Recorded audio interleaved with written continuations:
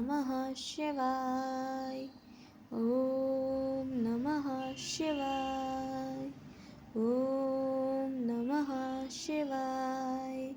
शिव महापुराण पंचम उमा संहिता 27वां अध्याय काल से बचने का उपाय तथा शिवोपदेश। पार्वती जी बोली, हे प्रभु, यदि आप प्रसन्न हैं तो मुझे यह बतलाइए कि योगी को योगाकाश से वायुपद कैसे प्राप्त हो जाता है। शंकर जी बोले, हे सुंदरी, जो योगी काल को जीत लेता है उसे लिंग शरीर की प्राप्ति हो जाती है और वह उन क्रियाओं को करके आधे महीने में ही काल पर विजय प्राप्त कर लेता है। हृदय में स्थित वायु बाहर और भीतर सर्वत्र व्याप्त है, जिससे ज्ञान विज्ञान की प्राप्ति होती है। जो इस वायु पर अधिकार कर लेता है, जानो उसने सारा जगत जीत लिया।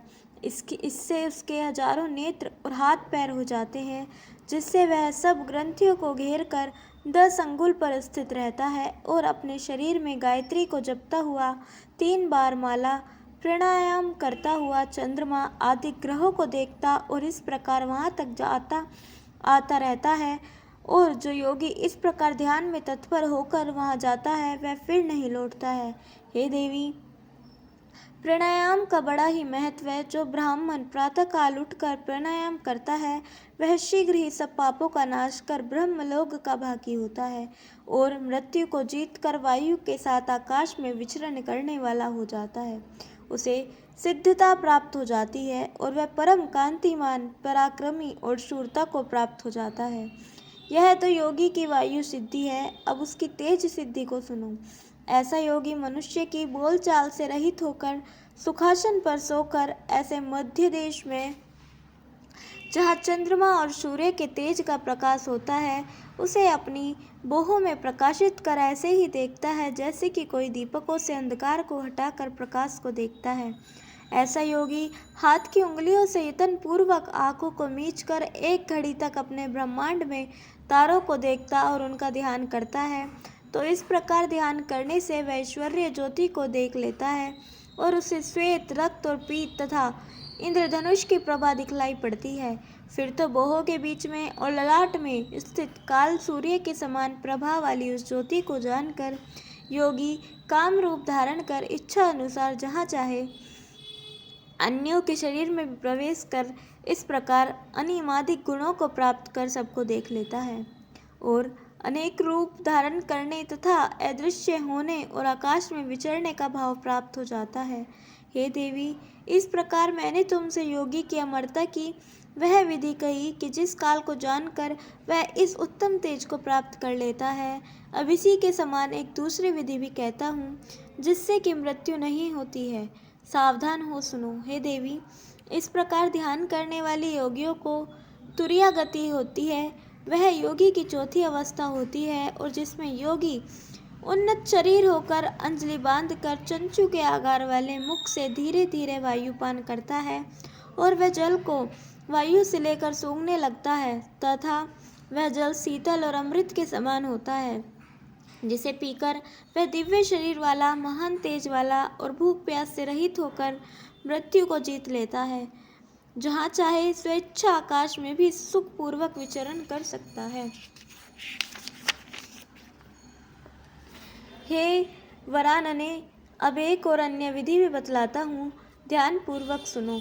यदि योगी अपनी जीवा को तालू में सकोड़ कर लगाने का अभ्यास करे तो थोड़े ही दिनों में वह जीवा लंबी हो जाती है और फिर स्पर्श करने से शीतल अमृत टपकाती है, जिसे अमृत को पान कर योगी अमर हो जाता है। जो इस चारों क्रियाओं में समर्थ होता है, उसे कोई दुख नहीं रहते। इस कारण मंत्र, तप, व्रत और नियम सहित औषधियों के सेवन तथा नीति और विनय से धर्मात्मा मनुष्य की यह योग प्रयुक्त दाति श्रेष्ठ फल देने वाली होती है। परंतु भूतों के आदि देवता शिव जी उक्त चारों विधियों से युक्त होकर भी विचलित नहीं होते। अतएव अब मैं तुम्हें शिव नाम छाया पुरुष की विधि सुनाऊंगा।